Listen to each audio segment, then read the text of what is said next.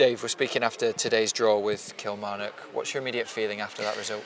I think immediately the frustration is there clearly, because it feels like a bit like 2 points drop, because if you lose the goal right at the very end of the game, and probably because of how I felt we played in the game as well. I thought we were very, very good, played at the right times, showed real bravery on the ball, especially on a difficult pitch. You know, it's a tough place to come and play, but when you're only 1-0 up, you know, you run the risk of being pegged back, and unfortunately we got hit at the very end there. We need to defend that action better, but I think for 90 minutes or however long it was when we were in front, I thought we were in complete control of the game. So it probably feels like 2 points dropped, but as I've just said, this is not an easy place to come. You know, their home record speaks for itself, and it's never a bad point away from home. So I think hopefully it's a point closer to where we need to be, and at the end of the season it might be a massive point. So I think we need to look at the positives as well.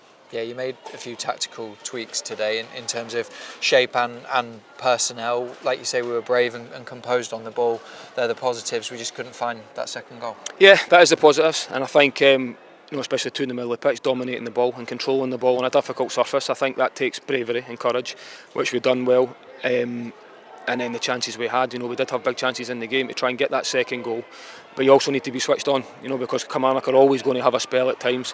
We give away a silly foul, which then leads to the throw-in, and I think then the second phase on that. So no, the goal we lose is a really poor one, but again, I can't fault the effort, I can't fault the level of performance up until that point, and it was a really good away performance, but it hurts a little bit just now just because you lose the goal so late. Yeah, there's obviously frustration within the dressing room, but it could be a big point come the end of the season. Like you say, 14 games unbeaten now, but the table is obviously very tight. Yeah, that's the positives, clearly. You know, when you look at the other results as well today, it is a point closer to where we need to be. Probably again, because of immediate results, that you feel like you've dropped 2 points. But it's one game down again, so there's only 3 games left before the split. 2 at home and 1 away, so you know, we're still in a real strong position. We need to keep moving forward, and as you've just touched on there, 14 games undefeated is a fantastic achievement. But now we want to make that 15, so we want to then go and turn, obviously our home form's good, so we then look forward to a little break now. The players will get a bit of freshness into them as well, because it's been a gruelling period for them for the last 2 or 3 weeks. So the break comes at a good time, and at least we go into it in a positive vein of form. Yeah, like you say, now into the international break, how will you use that period? To rest, to recover, get minutes into players as well. We'll arrange a fixture for players who need minutes as well to make sure we get that.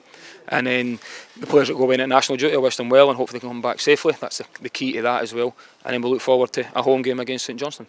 Thank you for speaking to us. Thank you very much. Cheers.